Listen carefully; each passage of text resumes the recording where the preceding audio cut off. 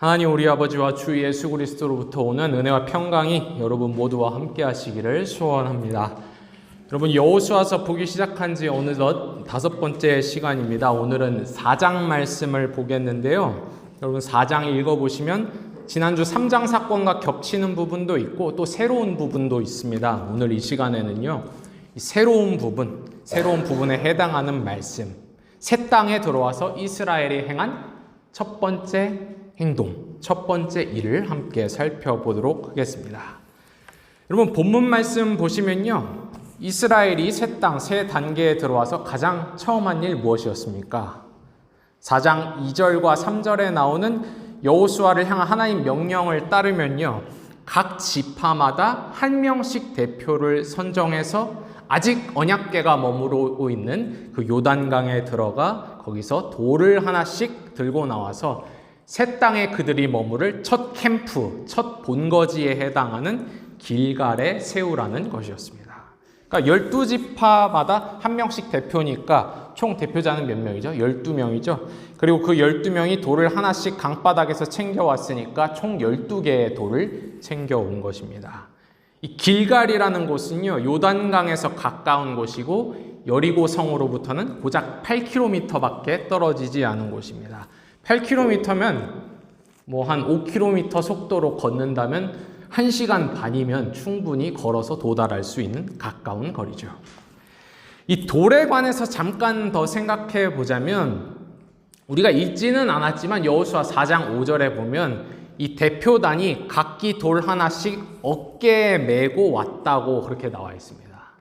우리 형제들 중에 가장 힘이 좋은 형제가 누군지 모르겠는데 한 몇 킬로까지 들 수 있는지 모르겠어요. 한 40kg, 한 60kg까지 되나요? 근데 그 어깨에 하나씩 맸다는 걸 보면은 이 돌이 분명 작지는 않겠지만 엄청 거대하고 웅장한 돌은 또 아니었을 것입니다.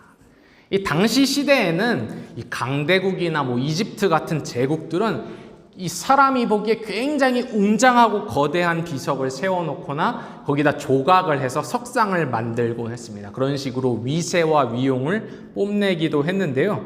그에 비하면 이 이스라엘이 세운 돌은 굉장히 초라하죠. 그렇죠? 강바닥에서 한 사람이 어깨로 들어다가 놨으니까 굉장히 초라하고 또 거기에는 무슨 조각을 하거나 새긴 것이 없었으니 단순한 돌입니다.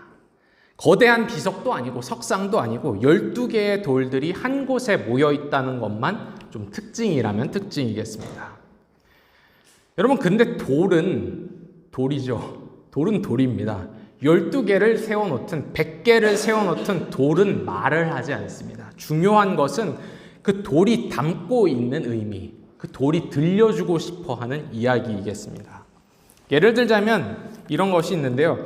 여러분 혹시 여행 다니실 때 유적지 좀 방문하시는 편이십니까? 유적지. 여행을 다니실 때 다 스타일이 있으실 텐데 유적지를 그냥 쓱 둘러보면 굉장히 재미가 없습니다. 별 재미가 없습니다. 그런데 그 유적지에 담긴 의미와 이야기를 듣게 될 때 비로소 흥미가 생기게 되죠. 내가 봤을 땐 그냥 돌이고 내가 봤을 때는 뭐 별거 아닌 그림 같았는데 누군가 거기에 담긴 이야기를 펼쳐주기 시작하면 흥미가 생깁니다. 이 돌들도 마찬가지입니다. 이야기를 들려주기 위한 수단과 매개로 세워진 것입니다. 본문 21절부터 말씀 보시면 애당초 이 돌을 세울 때부터 의도되었음을 알 수 있습니다.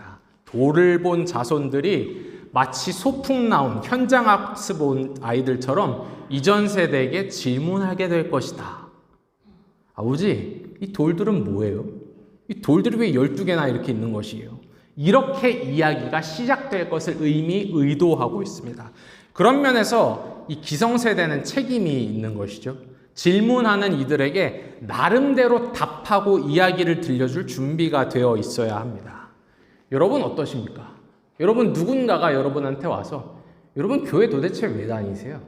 왜 교회는 십자가가 달려있는 겁니까?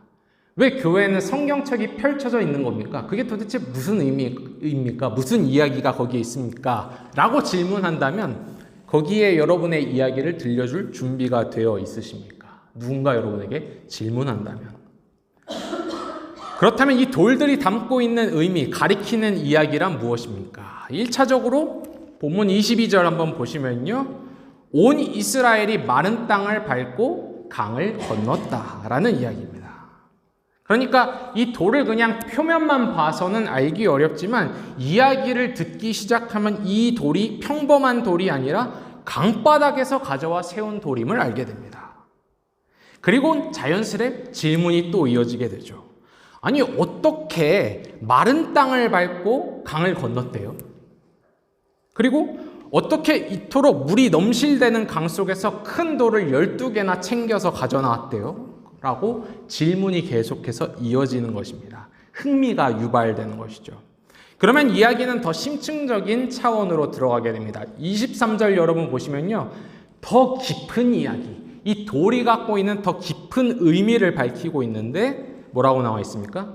너희의 하나님 여호와께서 물을 막으사 이 강을 열어주셔서 땅이 드러나게 하셨고 그래서 온 이스라엘이 강을 건넜다. 그러니까 첫 번째 얘기에서는 뭐라고 그랬냐면 이스라엘이 마른 땅을 밟고 강을 건넜다 그렇게 이야기했는데 더 질문하고 더 파고 들어가 보면 그 이야기의 끝에는 누가 계십니까?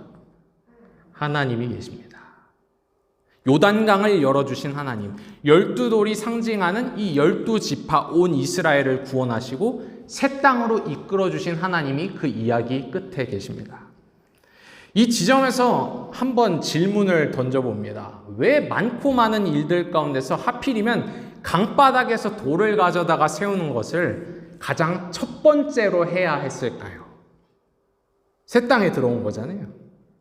할 일이 굉장히 많았을 텐데, 하고 싶은 일이 굉장히 많았을 텐데 왜 이런 일부터 해야 했을까요? 물론 강바닥이 강바닥이 다시 강물로 덮이고 나면 더 이상은 이제 돌을 챙겨올 수 없으니까 빨리 서둘러야 하는 것이 맞긴 하지만 다른 한편으로는 이게 그렇게 중요한 일인가 싶기도 합니다. 돌을 가져오라 그럴까? 결론부터 말씀드리자면 이 돌이 담고 있는 의미, 이 돌이 전해주는 이야기가 아주 중요한 이야기, 구심점이 되어 하나로 묶는 이야기이기 때문에 그렇습니다. 세 가지 차원에서 그런데요. 설명을 드리겠습니다. 첫째로 이 돌들이 들려주는 이 이야기는 지금 여기에 함께 서 있는 이 무리들을 하나 되게 하는 이야기입니다. 여러분이 잊지 말아야 할 것은 지금 이 새 땅에 도착한 무리들이 비록 이스라엘이라는 이름으로 불리고 있지만 실제로는 어떻습니까? 12지파들이죠. 그리고 더 깊숙이 가보면 한 지파에도 여러 가문들이 있습니다. 창세기에 등장하는 야곱에서 나온 12아들들이 12지파의 뿌리인데요. 여러분 그 조상 이야기라는 것이 이 야곱과 그 아들들 이야기라는 것이 지금 이 사람들의 시점에서 최소 얼만큼 지난 이야기냐면 440여 년 전의 이야기입니다. 440여 년 전의 조상 이야기예요. 그러니까 이집트 노예 생활로부터 이집트에서 노예 생활로 한 400년을 보냈고 광야에서 40년 보냈으니까 토탈 440년이 되는 것입니다. 여러분 올해가 2025년이죠. 여기서 440년 전이면 몇 년입니까? 1585년입니다. 1585년이면 언제인지 아십니까? 조선시대고 선조제위기입니다. 여러분 이 선조제위기 때 여러분 조상에 관한 기억 있으세요? 여러분의 조상이 선조제위 때 어떤 분이었는지, 어떤 형제들이 있었는지 기억이 있으십니까? 우리가 6촌만 돼도 별로 왕래가 없고 심지어 8촌이 되면 사실상 남이나 다름이 없는데 물론 이 시대는 대가족 사회라 가족 간의 연대가 좀 더 강하기는 했겠지만 440여 년 전에 12지파, 12형제라는 것은 그다지 큰 결속력이 없었을 것입니다. 심지어 이제 땅을 차지하고 땅을 분배하고 나면 지파마다 각자 떨어져서 생활 영역이 분리될 것입니다. 근데 이러한 상황 가운데서 단지 느슨한 혈연 관계가 아니라 하나님께서 우리가 이 땅 위에 서도록 강을 열어주셨다는 그 이야기가 하나의 구심점이 되어 다양한 지파, 다양한 가문에 속한 사람들을 하나로 묶었던 것입니다. 우리는 강을 건넌 사람들이다. 우리는 하나님의 일하심을 같이 본 사람들이라는 것이죠. 그렇게 공동의 정체성을 형성하는 것입니다. 우리는 하나님의 역사로 이곳의 선자들이다. 여러분, 오늘 이 자리에 모인 우리들도 마찬가지입니다. 한인교회란 그런 의미에서 참 복잡하면서도 은혜로운 현장인데, 여러분 한 분 한 번 보십시오. 여러분 만약에 한국에 계셨더라면 결코 마주치지 않았을 법한 사람들입니다. 결코 만나지 않았을 법한 그런 다양한 사람들, 다양한 배경, 다양한 전공, 다양한 관심사와 개성, 삶의 스토리를 가진 사람들이 희한하게 이국 땅에 모여서 이렇게 만나게 되었습니다. 이렇게 만나서 여러분 각자 또 개개인마다 이야기를 듣고 있노라면 참 신기할 때가 많이 있죠. 그리고 소수이긴 하지만 심지어 우리 공동체 가운데는 한국적 배경이 전혀 없는 형제 자매들도 있습니다. 이런 사람들이 어떻게 한데 모일 수 있고, 이런 사람들이 어떻게 교제를 나눌 수 있고, 또 서로를 우리라고 부를 수 있겠습니까? 바로 우리가 공유하고 있는 이야기 때문입니다. 우리가 간직하고 있는 이야기, 우리가 공유하고 있는 이야기 때문입니다. 창조와 섭리의 이야기, 그리스도의 구원의 이야기, 성령 안에서 교회를 이루고 살아가는 공동의 이야기, 조금 어려운 말로 서사가 있기 때문에 우리를 하나 되게 합니다. 은혜의 역사를 전하는 이야기가 우리의 중심이 되어주고 구심점이 되어주기 때문에 우리가 하나의 공동체를 이루고 또 하나의 나라를 이룰 수 있는 것입니다. 반대로 그 이야기가 구심점이 되지 못하면 약간의 바람만 불어도 금세 우리는 모래알처럼 흩어져 버릴 것입니다. 여러분, 앞서 말씀드렸던 돌들이 길갈이라는 곳에 세워졌습니다. 이 길갈이라는 곳은 이스라엘이 강을 건너 새 땅에 처음으로 캠프를 차린 본거지였습니다. 여호수아서의 스토리라인에서 이 이스라엘은요 상당히 오랫동안 길갈에 머무릅니다. 길갈에 계속 머무르면서 여기 가서 작전하고 또 길갈로 돌아오고, 저기 가서 작전하고 또 길갈로 돌아옵니다. 그러니까 우리가 그냥 보기에는 왠지 여리고를 점령하면 여리고 가서 살고, 또 아이를 점령하면 아이성에 가서 살았을 것 같은데, 여러분이 성경을 잘 보시면 막상 점령을 하고도 거기 안 살고 다시 길갈로 돌아옵니다. 무려 여호수아서 18장에 이르러서야 여호수아는 본거지를 그제서야 길갈에서 실로라는 도시로 옮깁니다. 그러니까 이 이야기가 무엇을 보여주고 있냐면, 땅을 다 얻기까지는 함께 거주하고 함께 행동하며 힘을 모아야 했던 것입니다. 홀로 싸워서는 나라를 얻을 수 없기 때문입니다. 이러한 상황 가운데서 여러분 한번 상상력을 발휘해 보십시오. 여러분이 길갈 본거지에 거주하고 있는데 아침에 일어나고 또 일을 하고 밤에 잠자리에 들기 전에 누구나 매일마다 이 길갈에 세워져 있는 12개의 돌을 보았을 것입니다. 이게 길갈에 세워졌거든요. 매일마다 보는 겁니다. 그리고 여호수아가 작전을 나가기 위해서 군대를 이끌고 진을 나갈 때도 이 돌들을 보면서 나갔을 것입니다. 작전을 마치고 돌아올 때도 돌들이 눈에 보였을 것입니다. 자연스럽게 그렇게 계속해서 보는 것입니다. 보면서 그 돌들에 담긴 이야기를 다시금 떠올리는 것입니다.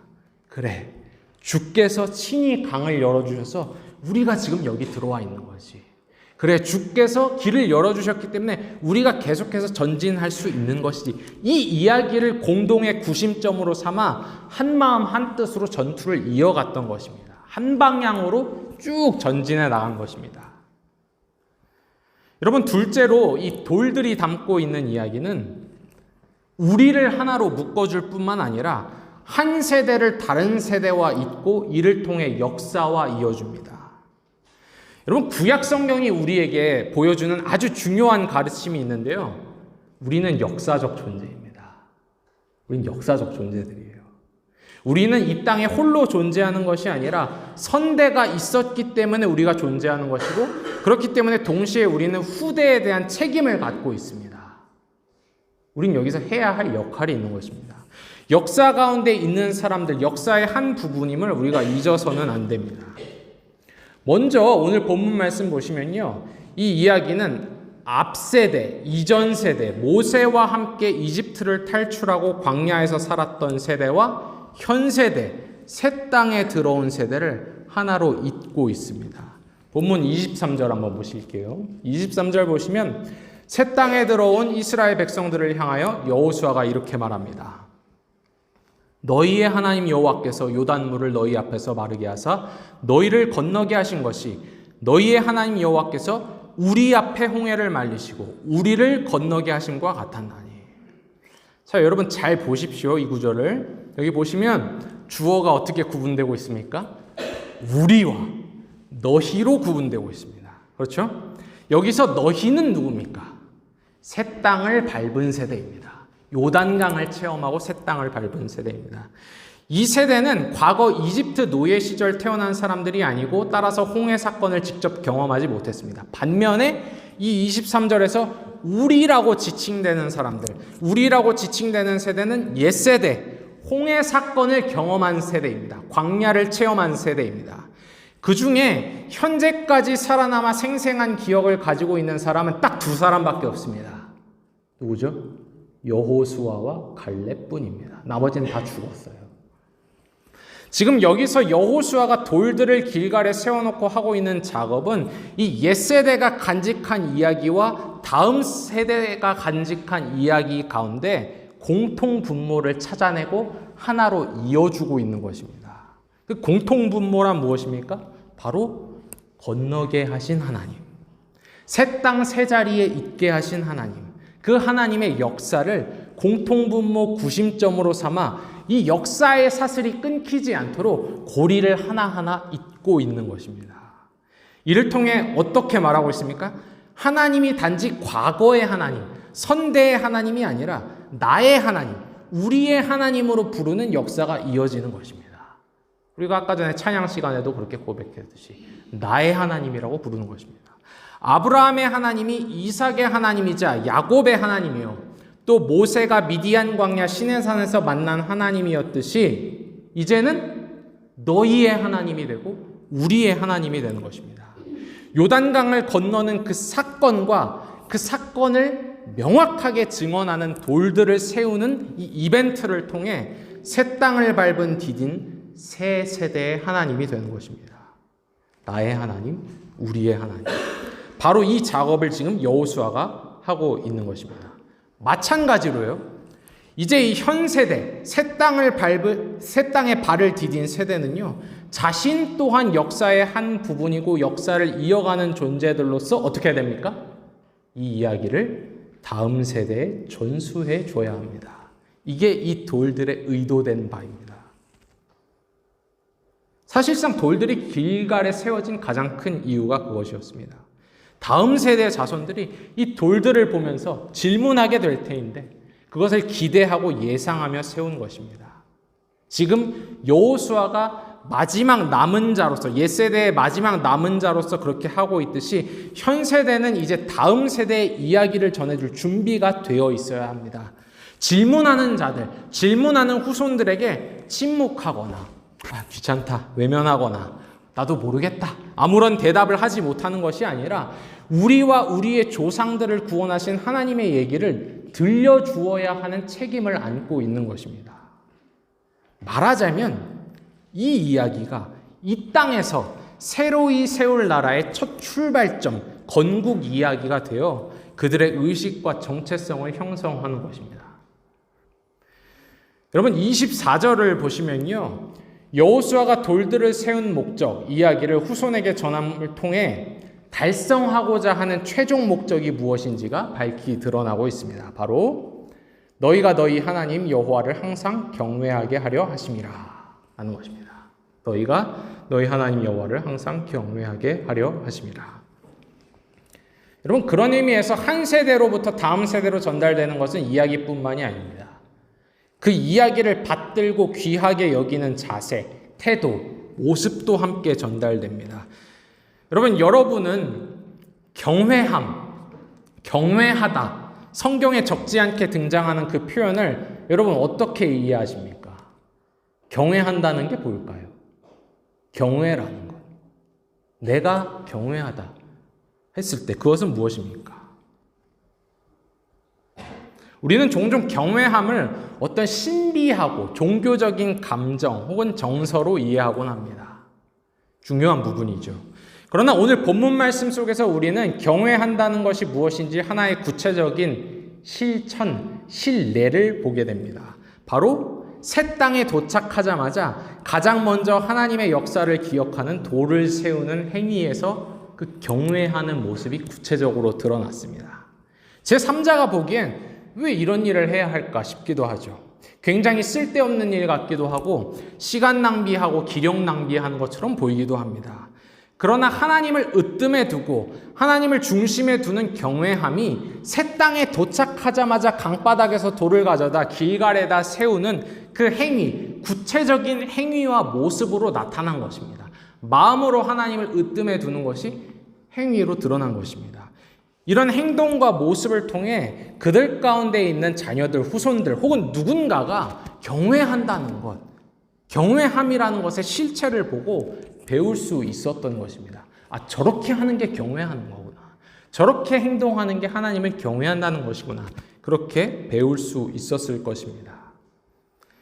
여러분, 다시 돌아와서 우리는 역사의 일부입니다. 누군가가 우리에 앞서 예수를 믿었기 때문에 오늘날 우리가 신앙인으로 있는 것이고, 또한 누군가가 장차 예수를 믿는 자들로 우리 앞에 존재하게 될 것입니다. 항상 그 사이에 하나의 고리로서 우리는 존재하는 것입니다. 여러분, 이단들의 특징은요, 하나 대표적인 게 있는데, 이단들의 특징은 교회사를 무시합니다. 역사를 무시합니다. 어느 날 자기 혼자 산에 올라가 신령한 깨달음을 단박에 얻었다, 그렇게 주장합니다. 그러나 다시금 말씀드리지만 우리 그리스도인들은 이 기나긴 역사의 일원이자 한 부분입니다. 우리는 우리의 선배들로부터 예수님의 이야기, 그리스도의 이야기, 인간을 사랑하시며 부르시고 구원하시는 하나님 이야기를 전해 들었고, 또 그들 가운데서 실제적으로 하나님을 경외하는 모습, 신뢰를 보았기 때문에 우리가 지금 이 자리에 있는 것입니다. 그들의 하나님이 그들의 하나님으로 머물지 않고 우리의 하나님이 된 것입니다. 마찬가지로 우리가 이 역사, 이 교회의 역사의 한 부분을 이루는 자들로서 그 이야기, 그리고 그 이야기와 함께 그 이야기의 주인공 되신 분을 존귀하게 여기는, 경외하는 모습을 누군가에게 전해 주어야 하는 것입니다. 이게 여러분 단지 목사의 사명, 전문 말씀 사역자의 소명만이 아니고요.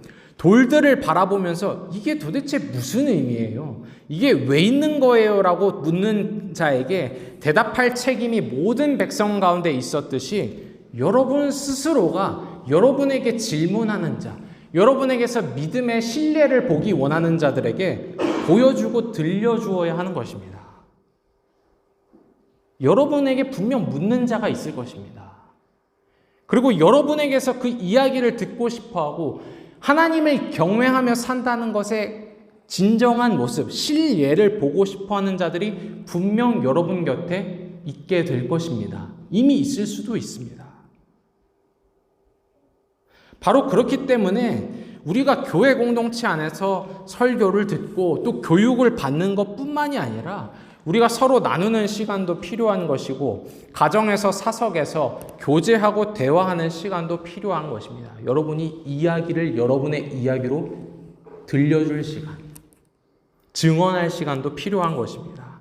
그렇게 하나님의 나라의 역사는 지속되어 왔고, 여러분 앞으로도 그런 방식으로 계속해서 역사는 진행될 것입니다. 때로는 교회가 굉장히 연약해 보이고 부패해 보이고 위태롭게 보여도 결국 그렇게 그 이야기를 소중하게 받드는 사람들에 의해서 이어지는 것입니다. 마지막으로 오늘 본문 말씀은 그 돌들이 들려주는 이야기의 대상으로 24절에 보시면 땅의 모든 백성을 언급합니다. 여러분 24절 특히 상반부 말씀 다시 한번 보실까요? 땅의 모든 백성에게 여호와의 손이 강하신 것을 알게 하며, 자손만 타겟으로 삼고 있는 것이 아니라 땅의 모든 백성을 타겟으로 삼고 있습니다. 단지 시간적으로 후대, 다음 세대뿐만이 아니라 공간적이고 영역적인 의미에서 우리라는 무리 바깥의 사람들, 경계 바깥의 사람들을 향하고 있음이 분명하게 드러나고 있습니다.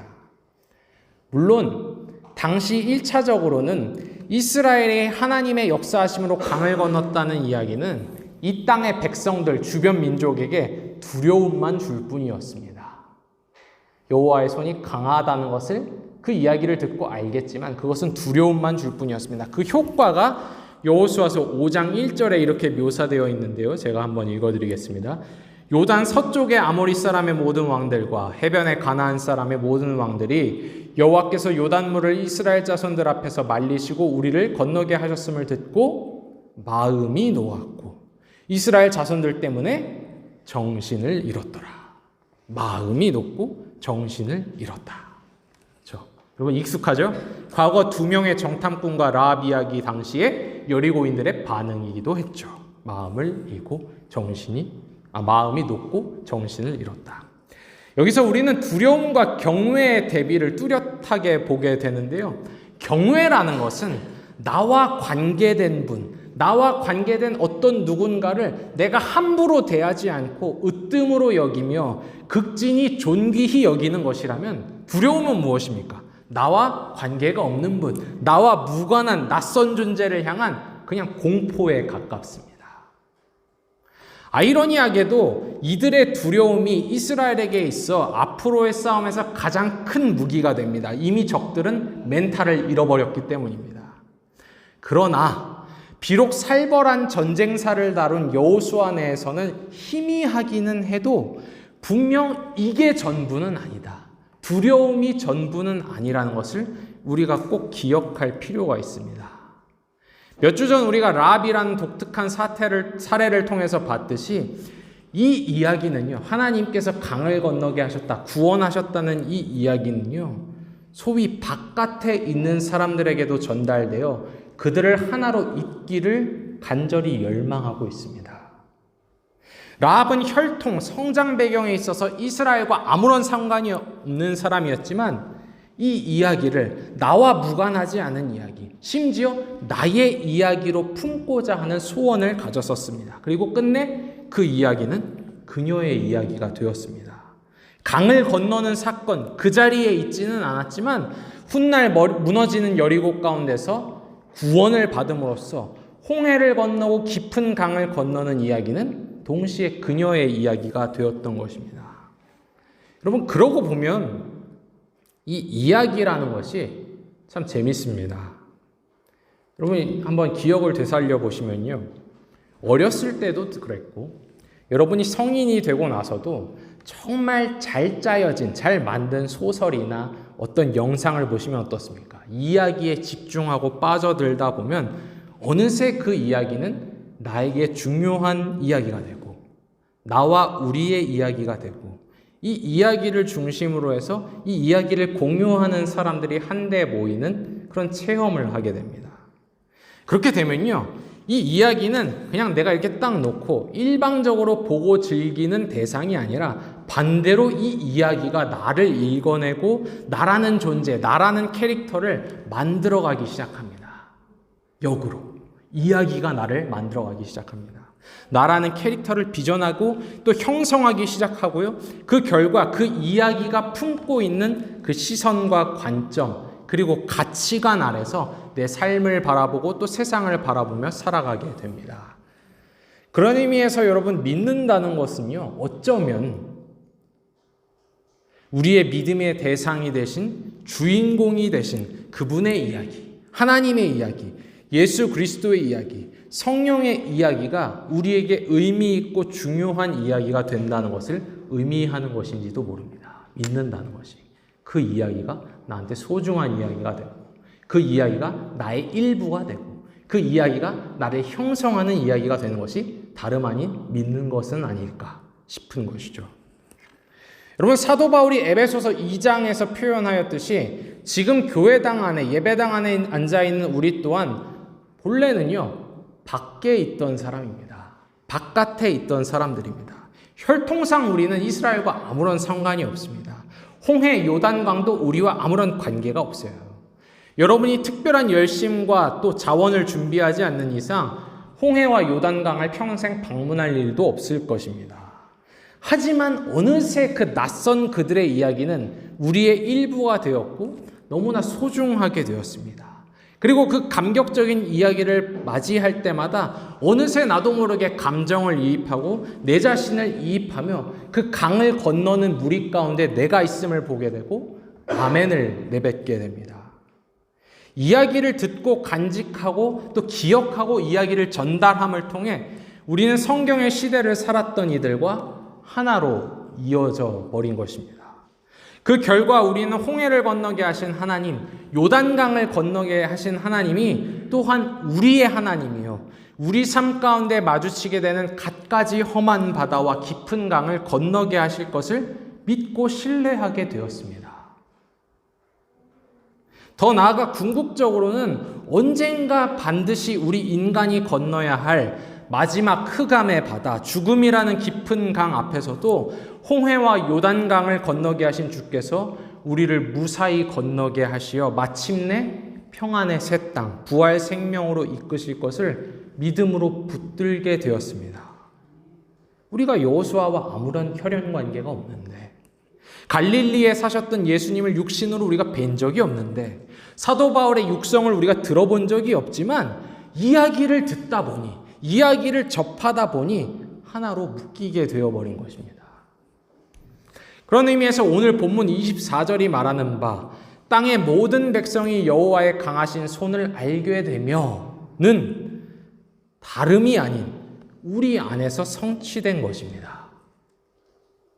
이스라엘의 입장에서 우리는 땅의 모든 백성에 지나지 않지만 우리는 그 이야기의 일원이 되었습니다. 우리의 믿음과 소망과 사랑의 대상이 그 이야기가 되었습니다. 그리고 그 이야기는요, 더 나아가 우리를 통해 우리 바깥에 있는 누군가와 우리를 또 이어주려고 합니다. 이으려고 합니다. 그런 의미에서 우리 모두는 이야기를 들려주는 자, 스토리텔러입니다. 여러분, 이제 말씀을 맺고자 합니다.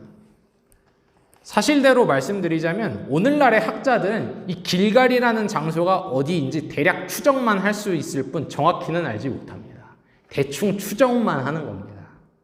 그리고 너무나 아쉽게도 오늘 본문 말씀에서 언급되는 12개의 돌들도 남아있지 않아요. 뭐 어떻게 된 거죠? 사라졌든지 무너졌든지. 그러나 돌들이 사라졌다고 해서 그 돌들이 가리키는 이야기가 사라지는 것은 아닙니다.